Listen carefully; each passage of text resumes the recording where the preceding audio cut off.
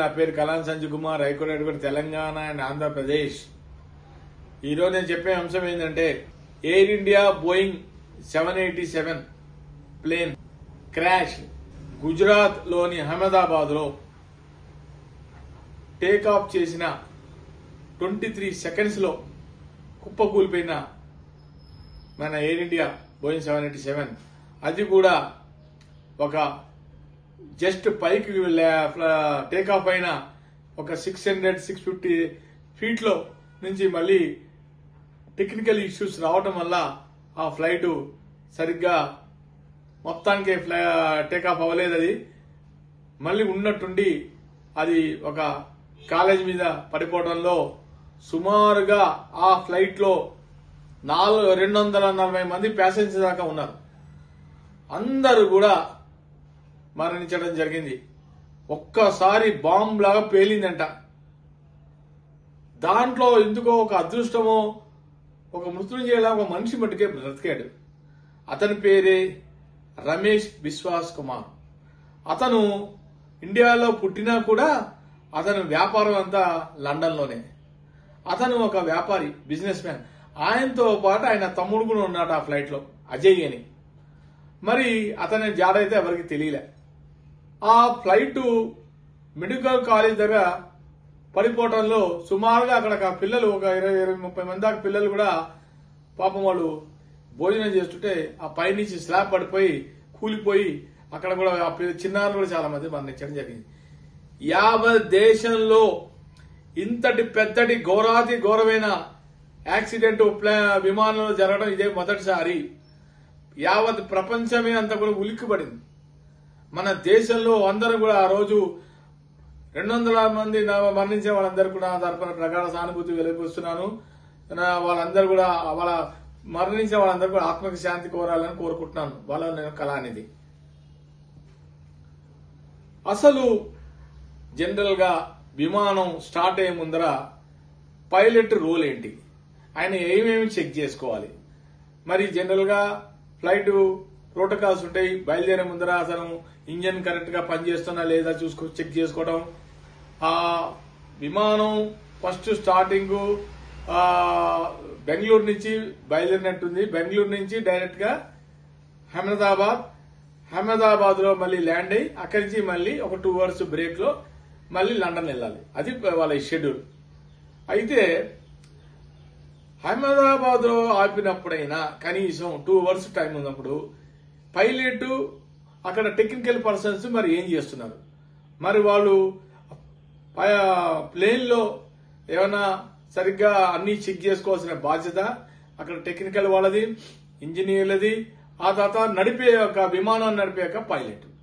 ఎందుకంటే నడిపేది ఆయనే కాబట్టి. మరి ఎక్కడ జరిగింది ప్రాబ్లం, ఎక్కడ వచ్చింది? ఈ ప్రాబ్లం అంతా మనకి తెలియాలి అంటే మన అందరూ ఊరికే ఊహించేసుకుని అలా అయింది ఇలా అనేది కాదు. దీనికి main evidence black box. Black box అంటే నల్ల బాక్స్ అని కాదు అర్థం. బ్లాక్ బాక్స్ అనేది ఒక ఫ్లైట్ డేటా రికార్డర్. అది డిజిటల్ డేటా రికార్డర్ అంటారు, FDRR. ఆ FDR ఫ్లైట్ డేటా రికార్డర్ అది ఎక్కడంటే జనరల్ గా టెయిల్ అంటే వెనకాల తోక సైడ్ పెడతారు. అక్కడ పెడితే సర్వే అది సేఫ్ట్ గా ఉంటుందని చెప్పి అక్కడే పెడతారు. అవి ఆ డేటాలో దొరికిందంట. అది కూడా మొన్న అక్కడే మెడికో బిల్డింగ్ ఎక్కడ దొరికిందంట. అది దాని మీద ఇప్పుడు ఇన్వెస్టిగేషన్ స్టార్ట్ చేశారు మన వాళ్ళు. చాలా తరోగా ఇన్వెస్టిగేషన్ జరుగుతుంది. మామూలు ఆశావశం కాదు. ఎందుకంటే ఇది మామూలు యాక్సిడెంట్ కాదు. ఇది సుమారుగా 240 మందిలో మన ఇండియన్సే 169 మంది దాకా ఉన్నారు. లండన్ వాళ్ళు ఒక 55 మంది దాకా ఉన్నారు. పోర్చుగల్ కొంతమంది, కెనడా పాపం ఒక అమ్మాయి ఉందంట. క్యాల్కులేట్ చేసుకుంటే 240 ప్యాసింజర్స్ పైన సుమారుగా 5 నిమిషాలు అగ్గి బుగ్గి అయిపోయారు. వాళ్ళు మసి అయిపోయారు పాపం. ఇది యావత్ దేశం అంతా కూడా విచారంగా ఆ రోజు విచారణ తెలిపించారు. మన భారత ప్రధాని గారు కూడా మరుసటి రోజు కాకుండా నిన్న వెళ్లారు. ఆయన నిన్న కూడా డైరెక్ట్ గా వెళ్లి అక్కడ ఎక్కడైతే స్పాట్ జరిగిందో, యాక్సిడెంట్ అయిందో అదంతా ఆయన పరిశీలించడం జరిగింది. అదే కాకుండా ఒకే ఒక వ్యక్తి మరణించిన హాస్పిటల్ కూడా ఆయన విజిట్ చేసి ఆయన అడిగి తెలుసుకున్నారు ఎలా జరిగింది ఏంటని. పాపం ఆయన చెప్పలేకపోయాట. ఎలా జరిగింది, నేను బయటకు ఎలా వచ్చానో ఆయనకే తెలియట, ఆ వ్యక్తికి, విశ్వాస్ కుమార్. పాప దీంట్లో ఇంకోటి కూడా చెప్పాలి మనం. ఎక్స్ చీఫ్ మినిస్టర్ కూడా ఉన్నారు. ఎక్స్ చీఫ్ మినిస్టర్ కూడా, గుజరాత్ ఎక్స్ చీఫ్ మినిస్టర్ కూడా ఆయన కూడా పాపం వాళ్ళ అమ్మాయి లండన్లో అమ్మాయిని చూద్దామని ఆయన బయలుదేరాట. పాపం ఆయన కూడా విజయ్, ఆయన పేరు విజయ్, ఆయన కూడా మరణించడం జరిగింది. అసలు దీని మీద క్షుణ్ణంగా దర్యాప్తు చేస్తే కాక్పిట్ వాయిస్ రికార్డర్ ఉంటుంది, సివిఆర్ తర్వాత ఎఫ్డిఆర్, ఈ రెండు ఉంటాయి. వాళ్ళు ఏంటంటే ఫ్లైట్ టేకాఫ్ అవగానే ఎప్పుడైతే ప్రాబ్లం వచ్చిందో వాళ్ళు మేడే కాల్ పిలిచారంట. మేడే కాల్ అనేది ఏంటంటే ఎప్పుడైతే ఫ్లైట్ డేంజరస్ లో ఉన్నప్పుడు అది వెంటనే మెసేజ్ ఏటీసీ అని ఉంటది, ఎయిర్ ట్రాఫిక్ కంట్రోల్ కింద గ్రౌండ్ లో ఉంటది. వాళ్ళకి సమాచారం వెళ్ళిపోతే వాళ్ళు చాలా జాగ్రత్తగా వాళ్ళు మళ్ళీ దాన్ని ఎలా చేయాలో చేస్తారు. కానీ వాళ్ళు మేడే కాల్ చెప్పిన లోపలే వీళ్ళకి ఇంకా ఏటీసీ వాళ్ళు కూడా రాలేదు ఆ ఇన్ఫర్మేషన్. ఎయిర్ ట్రాఫిక్ కంట్రోల్ వల్ల కూడా కింద వాళ్ళకి సమాచారం రాలేదు. 23 సెకండ్లలో జరిగిపోయింది ఇదంతా కూడా. ఒక్కసారి పేలిపోయి రోజు నేను 2 రోజులు టీవీలో చూస్తున్నా, అదే టాపిక్ నడుస్తుంది. ఇప్పుడు వేరేది ఏం లేదు, రాజకీయాలు ఏమి లేదు మన దేశంలో. టీవీలో ఓన్లీ ఎయిర్ ఇండియా బోయింగ్ 787 మీదే జరుగుతోంది.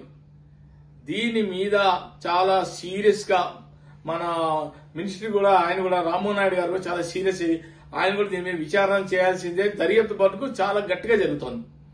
వదిలిపెట్టే ప్రసక్తి లేదు. ఏం జరిగిందని తెలియాలి మనకి. ఎవరు కూడా ఒకటే గుర్తుపెట్టుకోండి, ఎవరైనా సరే, evidence only black boxes. CVR అంటే కాక్పిట్ వాయిస్ రికార్డర్ లో జనరల్ గా పైలట్లు వాళ్ళు ముందర కూర్చొని సంభాషణలు, ఏ డైరెక్షన్ లో పోతుంది ఫ్లైట్, అక్కడ కండిషన్, వెదర్ పైన కండిషన్ ఎలా ఉంది, అన్ని వాళ్ళు డిస్కషన్ చేసుకుంటారు. మాటలు అన్ని కూడా రికార్డ్ అవుతాయి దాంట్లో. అది కేవలం అది ఎఫ్డిఆర్ అనే ఫ్లైట్ డేటా, డిజిటల్ డేటా అనేది ఒక 25 గంటల వరకు అది ఆ డేటా దాంట్లో రికార్డ్ అయి ఉంటుంది ఆ డేటా. కాబట్టి ఈ బ్లాక్ బాక్సెస్ లో మనం గనక మొత్తం దర్యాప్తు చేస్తే అసలు ఏం జరిగింది, ఎలా జరిగింది, ఎక్కడ లోపం జరిగింది, దీనికి ఎవరన్నా బాధ్యులా, ఇవన్నీ కూడా దాంట్లోనే బయటకు వస్తాయి. మనం ఊహించేసుకుంటే సరిపోదు. అదే మనకి పార్ట్ ఆఫ్ ఎవిడెన్స్. ఆ ఎవిడెన్స్ మనకి దొరికింది, బ్లాక్ బాక్సెస్ దొరికింది. కాబట్టి దాని ప్రకారంగా దర్యాప్తు చేస్తే ఎక్కడ ఏమన్నా పైలట్లు సరిగ్గా, అతను ఫ్లైట్ స్టార్ట్ అయ్యే ముందర టేకాఫ్ చేసి ఆయన అన్ని సరిగ్గా ప్రాపర్ గా చెక్ చేశాడా, ఏదైనా ఎక్కడన్నా ఏమైనా ఇర్రెస్పాన్సిబిలిటీగా ఏమైనా చేశారా, స్టాఫ్ ఏమన్నా, అన్ని ప్రతిదీ కోణంగా పరిస్థితి అన్ని బయటకు వస్తాయి. కాదు ఏదైనప్పుడు కూడా అందరూ మరణించిన 240 ప్యాసింజర్కి నా తరఫున ప్రగాఢ సానుభూతి వెలిపిస్తున్నాను. ఏదైనప్పుడు కూడా ఇలాంటివి పునరావృతం కాకుండా మళ్ళీ ఫ్యూచర్ లో ఇలాంటి యాక్సిడెంట్స్ కాకూడదని కోరుకుంటూ, ఎక్కడైనా సరే ఫ్లైట్ వెళ్లేటప్పుడు మనకు సీసీ కెమెరా ఆల్రెడీ ఉంటాయి, ప్రతి ఎయిర్పోర్ట్ లో ఉంటాయి. ల్యాండ్ టేకాఫ్ చేసే మటుకు దయచేసి టేకాఫ్ అయినా ల్యాండింగ్ అయినప్పుడు మటుకు ఫ్లైట్ లో ఎక్కిన జనం పైకి ఒకసారి వెళ్ళండి, గాల్లో దీపం పైన ఒకసారి వెళ్ళండి, మన ఎవరి చేతిలో లేదు, అది ఈవెన్ పైలట్ చేతిలో కూడా లేదు. అందుకప్పుడు దీన్ని చాలా చాలా జాగ్రత్తగా చూసుకోవాల్సిన బాధ్యత నడిపే పైలట్, కో పైలట్ ది.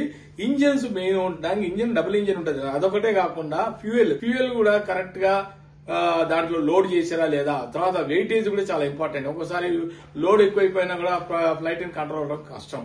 అందుకనే జనరల్ గా అబ్రాడ్ వెళ్లేటప్పుడు ఒక ప్యాసింజర్ దగ్గర 40 kgs కన్నా ఎక్కువ పెట్టకూడదు అన్న కారణాలు ఇవే. ఎక్కువ తిట్టినా కూడా, ఎక్కువ లోడ్ ఉన్నా కూడా, ప్యాసింజర్స్ వెయిటేజ్ ఎక్కువ ఉన్నా కూడా ఫ్లైట్ బ్యాలెన్స్ తప్పిపోతుంది. కాబట్టి ఇవన్నీ కూడా ప్రతిదీ క్షుణ్ణంగా పరిశీలించిన తర్వాతనే ఫ్లైట్ మూవ్ అవ్వాలి. కానీ ప్రోటోకాల్ పాటించాలి. పైలట్ కూడా చాలా చాలా చాలా జాగ్రత్తగా ఉండాలి. చూసారా మరి ఎక్కడ లోపం జరిగిందో కానీ 23 సెకండ్స్ లో ఇంతమంది జనం మరణించడం అంటే నేనైతే చలించిపోయాను. నేనే కాదు, యావత్ దేశం, ప్రధానమంత్రి గారు కూడా చాలా దిగ్భ్రాంతి వ్యక్తం చేశారు. ఆయన చాలా బాధపడ్డారు. అందరూ బాధపడ్డారు. ప్రతి మనిషి బాధపడుతున్నారు. దీన్ని ఎవరు కూడా దయచేసి రాజకీయంగా చేయకుండా దీని మటుకు మనం అందరం ఒకటిగా యూనిట్గా ఉండి ఈ బ్లాక్ బాక్స్ జరిగిన విచారణలో ఏం జరిగింది దాని మీద పరిస్థితి అంతా కూడా ఏవియేషన్ వాళ్ళదే బాధ్యత. దగ్గరుండి చేసి రిపోర్ట్ ఇవ్వాల్సిన బాధ్యత వాళ్ళది. దీన్ని హైకోర్టులో కూడా దీని మీద ఒక పిటిషన్ లాగా ఏమైనా వేస్తే దీని మీద మొత్తం డేటా అంతా కూడా హైకోర్టుకు వెళ్తే ఆ హైకోర్టు ద్వారానే మనకి సమావేశం పేజీలు కూడా గవర్నమెంట్ యూజ్ ఇవ్వాల్సిన బాధ్యత వాళ్ళకే ఉంటుంది కాబట్టి ఎవరైనా పిటిషన్ బహుశా వేసే ఉంటారు హైకోర్టులో. ఇలా ఏం జరిగింది దర్యాప్తు, మెయిన్ ఇన్వెస్టిగేషన్ టీం మటుకు చాలా తరోగా ఆల్రెడీ 3 కంట్రీస్ నుంచి వచ్చారంట వాళ్ళు. ఆ కంట్రీస్ వాళ్ళు కూడా దీని మీద యూకే వాళ్ళు, లండన్ వాళ్ళు కూడా వచ్చారు, మన ఇండియా వాళ్ళు ఉన్నారు, వేరే పోర్చుగల్ నుంచి వేరే వాళ్ళు వచ్చారు. వీళ్ళందరూ కూడా దీని మీద ఇన్వెస్టిగేషన్ అయితే తరోగా చేస్తున్నారు. ఏదైనప్పుడు కూడా ఇలాంటి మటుకు మళ్ళీ లైఫ్ లో పునరావృతం కాకూడదని కోరుకుంటాను. నమస్కారం. నా వీడియో కనుక నచ్చితే కనుక లైక్ చేయండి, షేర్ చేయండి, సబ్స్క్రైబ్ చేయండి. Like, share, subscribe.